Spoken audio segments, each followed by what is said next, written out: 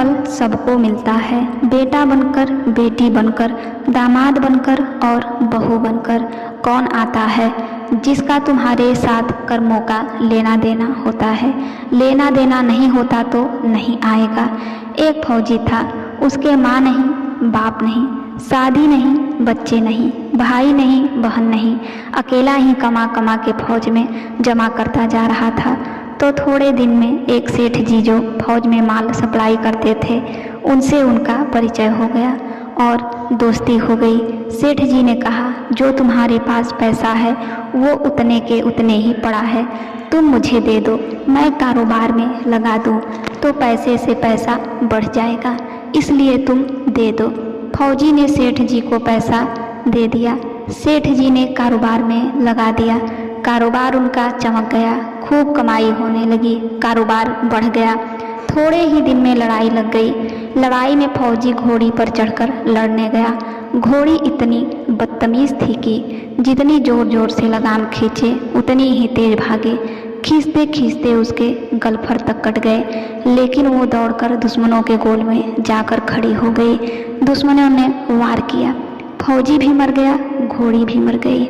अब सेठ जी को मालूम हुआ कि फौजी मर गया तो सेठ जी बहुत खुश हुए कि उसका कोई वारिस तो है नहीं। अब ये पैसा देना किसको? अब मेरे पास पैसा भी हो गया, कारोबार भी चमक गया, लेने वाला भी नहीं रहा। तो सेठ जी बहुत खुश हुए। तब तक कुछ ही दिन के बाद सेठ जी के घर में एक लड़का पैदा हो गया।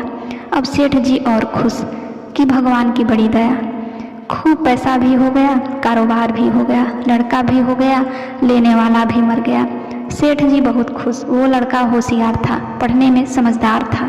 सेठ जी ने उसे पढ़ाया लिखाया। जब वह पढ़ लिख कर बड़ा हो गया तो सोचा कि अब ये कारोबार संभाल लेगा, चलो अब इसकी शादी कर दें।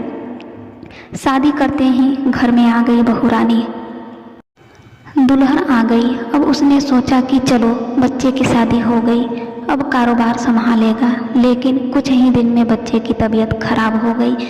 अब सेठ जी डॉक्टर के पास, हकीम के पास, वैद्य के पास दौड़ रहे हैं। वैद्य जी जो दे रहे हैं, दवा खिला रहे हैं और दवा असर नहीं कर रही, बीमारी बढ़ती ही जा रही, पैसा बर्बाद हो रहा है और बीमारी बढ़ती ही जा रही है, रोग कट नहीं रहा, पैसा खूब लग रहा है। अब अंत में डॉक्टर ने कह दिया कि लाइलाज मर्ज हो गया, इसको अब असाध्य रोग हो गया, ये बच्चा 2 दिन में मर जाएगा। डॉक्टरों के जवाब देने पर सेठ जी निराश होकर बच्चे को लेकर रोते हुए आ रहे थे। रास्ते में एक आदमी मिला। कहा, अरे सेठ जी क्या हुआ, बहुत दुखी लग रहे हो।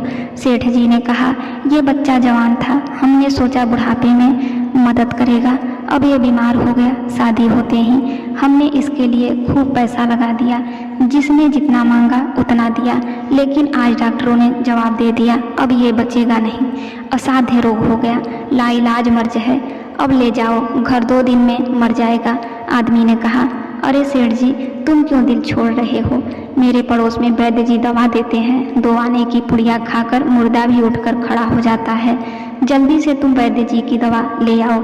सेठ जी दौड़ कर गए, 2 आने की पुड़िया ले आए और पैसा दे दिया। पुड़िया ले आए, बच्चे को खिलाई, बच्चा पुड़िया खाते ही मर गया, बच्चा मर गया। अब सेठ जी रो रहे हैं, सेठानी भी रो रही और घर में बहू रानी और पूरा गांव भी रो रहा। गांव में शोर मच गया कि बहू रानी सेठ की कमर जवानी में टूट गई, सब लोग रो रहे हैं। तब तक एक महात्मा जी आ गए। उन्होंने कहा, भाई क्यों रोना धोना? लोग बोले, इस सेठ का एक ही जवान लड़का था, वो भी मर गया, इसलिए सब लोग रो रहे हैं, सब दुखी हो रहे हैं। महात्मा बोले, सेठ जी रोना क्यों? सेठ महाराज, जिसका जवान बेटा मर जाए वो रोएगा नहीं तो क्या करेगा? महात्मा, तो आपको क्यों रोना? सेठ, मेरा बेटा मरा तो और किसको रोना? महात्मा, और उस दिन तो आप बड़े खुश थे। सेठ, किस दिन? महात्मा, फौजी ने जिस दिन पैसा दिया था। सेठ, हाँ, कारोबार के लिए पैसा मिला था तो खुशी तो थी। महात्मा, और उस दिन तो आपकी खुशी का ठिकाना ही नहीं था। सेठ, किस दिन? महात्मा, अरे जिस दिन फौजी मर गया, सोचा कि अब तो पैसा भी नहीं देना पड़ेगा, माल बहुत हो गया, कारोबार खूब चमक गया, अब देना भी नहीं पड़ेगा। बहुत खुश थे। सेठ: हाँ महाराज, खुश तो था महात्मा, और उस दिन तो आपकी खुशी का ठिकाना ही नहीं था। पता नहीं कितनी मिठाइयाँ बट गई। सेठ: किस दिन? महात्मा: अरे जिस दिन लड़का पैदा हुआ था। सेठ: महाराज, लड़का पैदा होता है तो सब खुश होते हैं, मैं भी हो गया तो क्या बात? महात्मा: उस दिन तो खुशी से आपके पैर जमीन पर नहीं पड़ते थे। सेठ: किस दिन? महात्मा: अरे जिस दिन बेटा ब्याहने जा रहे थे। सेठ: महाराज, बेटा ब्याहने जाता है तो हर आदमी खुश होता है, तो मैं भी खुश हो गया। महात्मा: तो जब इतनी बार खुश हो गए तो जरा सी बात के लिए रो क्यों रहे हो? सेठ: महाराज, ये जरा सी बात है, जवान बेटा मर गया, ये जरा सी बात है। महात्मा: अरे सेठ जी, वही फौजी पैसा लेने के लिए बेटा बनकर आ गया। पढ़ने में, लिखने में, खाने में, पहनने में और शौक श्रृंगार में जितना लगाना था लगाया। शादी ब्याह में सब लग गया और ब्याज दरों ब्याज लगाकर डॉक्टरों को दिलवा दिया। अब जब 2 आने पैसे बच गए वो भी वैद्य जी को दिलवा दिए और पुड़िया खाकर चल दिया। अब कर्मों का लेना देना पूरा हुआ।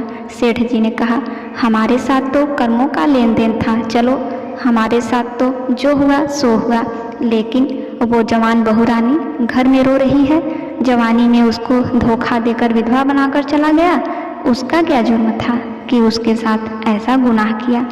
महात्मा बोले, यह वही घोड़ी जिसने जवानी में उसको धोखा दिया, इसने भी जवानी में उसको धोखा दे दिया। वैद्य: शास्त्र व पुराणों के साथ साथ सभी साधु संतों का कहना है कि